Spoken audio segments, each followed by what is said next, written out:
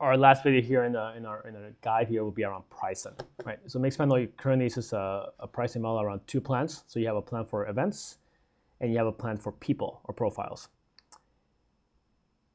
Really, not much to talk about here.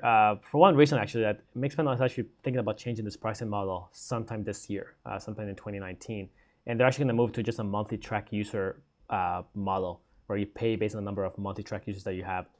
But for now, we can look at how this plan works. We have data points, number of data points per year, right? And we have typically the core reports available. So a lot of the core things that we have. And then some of the more advanced things are now available in the enterprise. So things like predict, cohorts, signal. Really, a lot of the things that we know requires data will not be available in the enterprise. But the bulk of the things are available on the growth. It's a lot of different interesting limitations. Team member limitations. For example, the way you can do reports, custom apps. It's a lot of different things, but really the bulk of what you need in Mixpanel will be available on the growth, right? And it's really just choosing a plan based on number of events, right? So how many number of events we want per year. If you can move that here, or we can move that here, and eventually, once you get to more 50 million data points, you're really enterprise at that point, right? So you have that kind of plan, right? And you can make it monthly too, right? If that makes it a little easier to grasp how much you're going to pay on a monthly basis.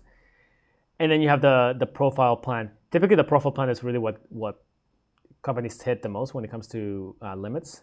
So how many users they may be tracking. We can look at monthly plan if that also makes it easier. So typically, no matter where you are in Mixpanel, you're probably paying a few $1,000s a year from Mixpanel at the lowest level, and then you kind of growing with that, right?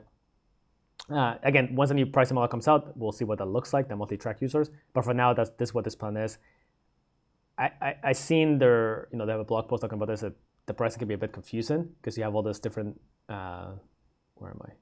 You have all these different limitations. And you don't know, do you want this? Do you care that you only have 2 filter levels at the free level? It's kind of, it's a lot of different sort of questions and so on. So we'll see what the new plan looks like. But for now, if you're in the growth plan, just, you'll have really the bulk of what you need to get started with Mixpanel.